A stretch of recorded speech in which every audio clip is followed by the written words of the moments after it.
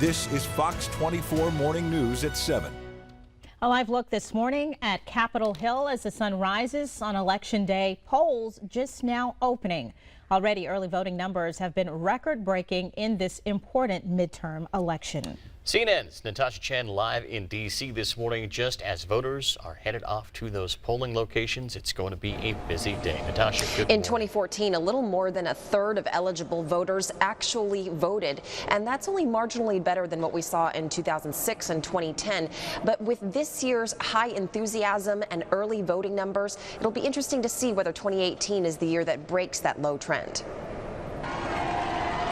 After months of stumping and hitting the campaign trail, you have to work really hard for every single vote. Every vote counts. It all comes down to today for the 2018 midterm elections. All 435 House seats are on ballots across the country, 35 out of the 100 Senate seats and 36 of the 50 governors. As of Monday morning, at least 31 million people had voted early, blowing early voting numbers from the last midterms out of the water. Both Democrats and Republicans hope that means good news for them.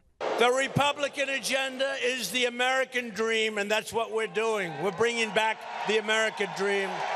And when it comes to politics, the last-minute push tends to mean last-minute attacks. I heard people were making racist robocalls in my name against Stacey Abrams, who I am 100% for in Georgia.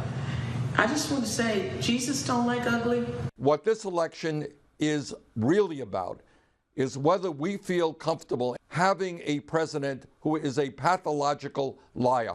But whatever drove people to the polls over the last few weeks, there's hope that trend will continue Tuesday. You never know when there's a strong early and absentee voting turnout if that's going to follow through on Election Day. I hope so. There are many hot races to watch tonight, including 7 California congressional districts held by Republicans where Hillary Clinton won in 2016. And those seats would be key for the Democrats' path to retaking the House. Live on Capitol Hill, Natasha Chen. Back to you. Thank you, Natasha. This morning we'll be taking a look at some of the biggest races happening in our state today. It's expected, of course, to be a tight one between Katie Arrington and Joe Cunningham in that 1st congressional district representative race. We'll also talk about the record-breaking race for governor between current Governor Henry McMaster and, of course, opponent James Smith. There are a number of services offering free rides to the polls all day. How and where you can catch a ride to cast your vote. Plus, election security has been a concern since the 2016 election. What officials are doing to ensure this year's midterms are fair and accurate. First, though, meteorologist Emily Gracie. She is here, and Em, we got that fog out there still. Yes. Already seeing people lining up at the polls. So will weather play a factor in today's election? Well, that fog could certainly play a factor, and it's not impacting everyone. Some spots are actually sunny right now. Other spots are experiencing some denser fog. I want to show you on our map here where it is. It's that stretch from Walterboro up to Somerville, where we are below 1 mile visibility right now.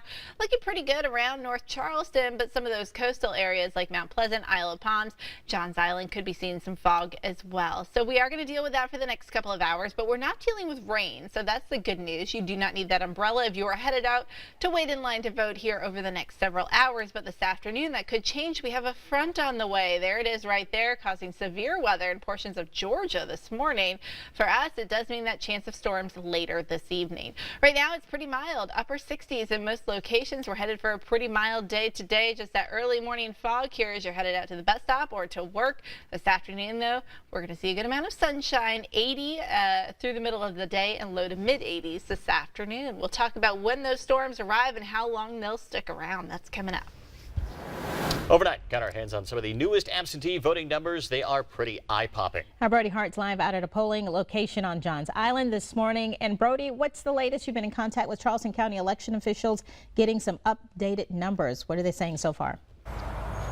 Yeah, Tessa, nearly 40,000 people have already voted in Charleston County. That's the absentee voting, and that is tops of any county in the entire state. But we're at St. John's High School on Johns Island, and look at this turnout that we're seeing right now. The polls just opened a couple of minutes ago. We're towards the front of the line, and we're just going to swing it all the way around for you and show you how many people are standing in line here. This is just kind of the front part of it, but it keeps going all the way back along the side here. You're going to see it keep going back towards the parking lot, then curve around to the left side. I haven't really tried to count, but this is going to be a pretty long wait time. Hopefully they'll move people through here But of those absentee votes that I just mentioned to you a second ago, about 10,000 of those were by mail. The other 30,000, those were in-person votes in Charleston County. Now, Berkeley County officials say they've received nearly 10,000 early votes as well. Over in Dorchester County, they're not far behind, as they've received about 9,000 absentee votes as of Monday morning. But listen to what voters say. This is not an election they're going to miss. I'm here early, and I would stay here 5 hours if I had to vote. And I'm voting especially today to make a change in our state. We need to change some officials. We just need to change straight across the board. Start with them. Yeah, there's nearly 300 polling locations all across the low country. That's from Colleton County over to Berkeley, Charleston, and Dorchester, and they're all going to be open from 7 o'clock this morning up until 7 o'clock tonight. I want to bring our shot back out here live, though, and give you another look at everybody waiting patiently in line here on Johns Island right now. Again, one of about 300 different polling locations all across the low country. Now, we mentioned Charleston County is in the lead across the